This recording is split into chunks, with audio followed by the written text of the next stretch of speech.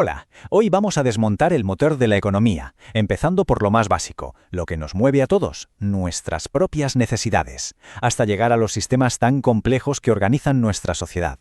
A ver, uno podría pensar en gráficos complicadísimos, en la bolsa, en decisiones políticas, pero la respuesta en realidad es mucho más sencilla, está mucho más cerca, es algo fundamentalmente humano.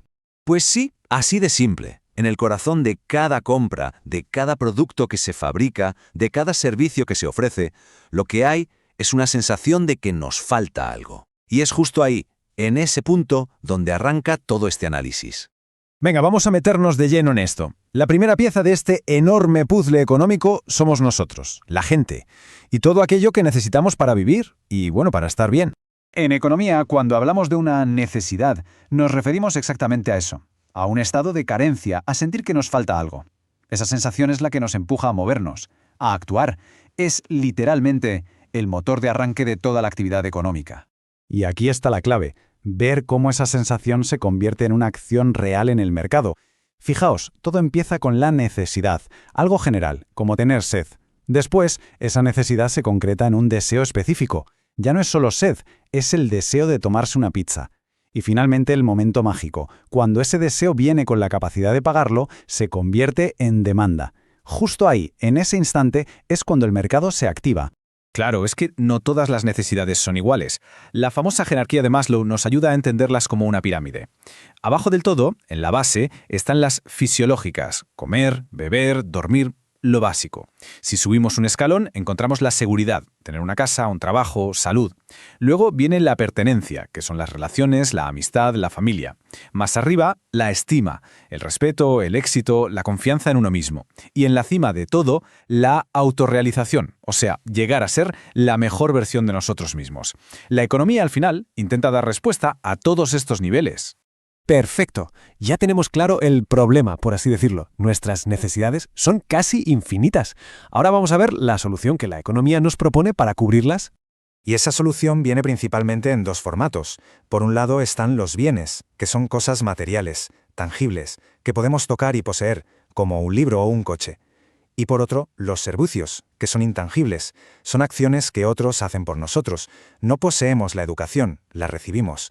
No nos quedamos con el autobús, lo usamos. Ambos, bienes y servicios, existen para lo mismo, cubrir nuestras necesidades. Pero bueno, la cosa se complica un poco, porque claro, no todos los bienes son iguales. Para entender bien cómo funcionan, hay que clasificarlos. ¡Vamos a ello!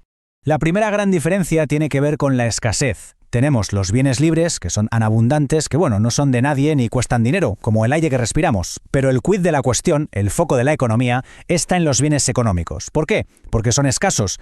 Hay una cantidad limitada, cuesta trabajo producirlos y es precisamente esa escasez lo que les da un valor y por tanto un precio. Otra forma de clasificarlos, que es fundamental, es por su uso. Un bien de consumo es algo que satisface una necesidad directamente. Por ejemplo, una barra de pan te quita el hambre. En cambio, un bien de capital o de producción, como el horno industrial donde se hizo ese pan, no se consume. Su función es crear otros bienes. Como vemos, son dos eslabones imprescindibles de la misma cadena. Y por último, es vital entender cómo se relacionan los bienes entre sí. Tenemos los bienes sustitutos, que básicamente compiten entre ellos para cubrir la misma necesidad. Pensemos en el té y el café. Si eliges uno, normalmente no eliges el otro. Y luego están los bienes complementarios, que son todo lo contrario, se necesitan el uno al otro. Un coche y la gasolina. De poco sirve uno sin el otro, ¿verdad? El valor de uno depende del otro. Muy bien, recapitulando, tenemos necesidades ilimitadas y bienes que son escasos. La gran pregunta es, ¿cómo se organiza una sociedad para lidiar con este dilema? Pues todo se reduce a contestar tres preguntas clave, tres preguntas que se hace cualquier sistema económico. La primera es una cuestión de prioridades. Como los recursos no son infinitos, hay que elegir. ¿A qué los dedicamos? ¿Fabricamos más coches o construimos más hospitales? ¿Invertimos en ocio o en educación? Cada elección que hacemos significa renunciar a otra cosa. La segunda pregunta va sobre el método, sobre el cómo. ¿Vamos a usar más máquinas o más personas? ¿Nos centramos en la máxima eficiencia sin importar el coste ecológico o buscamos un modelo más sostenible? La respuesta a esto define cómo produce una sociedad. Y la tercera, que quizás sea la que más define a una sociedad, tiene que ver con la distribución. Vale, ya hemos producido todo esto. Ahora, ¿quién se lo queda? ¿Se reparte en función de quién puede pagarlo, según la necesidad de cada uno, o de forma totalmente igualitaria? Y para responder a estas preguntas, tenemos este flujo constante, que es el circuito económico. Pensemos que es un ciclo que nunca para. Las familias, por un lado, consumimos cosas, pero por otro, ofrecemos nuestro trabajo. Las empresas usan ese trabajo para producir y a cambio nos pagan un salario. Y vigilando todo esto está el Estado, que recoge impuestos para dar servicios públicos y poner las reglas del juego. Es un baile continuo de dinero, bienes y trabajo. Bueno, hemos hecho un buen viaje, ¿eh? Desde un simple sentimiento de que nos falta algo hasta la maquinaria completa de un sistema económico. Vamos a resumir ahora las ideas más importantes. Vale, aquí tenemos los puntos clave para llevarnos a casa. Primero, las 5 conclusiones. 1. Todo, absolutamente todo en economía empieza con una necesidad humana. 2. La escasez es lo que da valor a las cosas y nos obliga a tomar decisiones. 3. Clasificar los bienes es crucial para entender qué papel juegan. 4. Cualquier sociedad se organiza alrededor de las 3 preguntas económicas básicas. Y 5. La forma en que se responde a esas preguntas es lo que define si un sistema es capitalista, socialista o mixto. Y con todo esto en mente, cerramos con una última reflexión.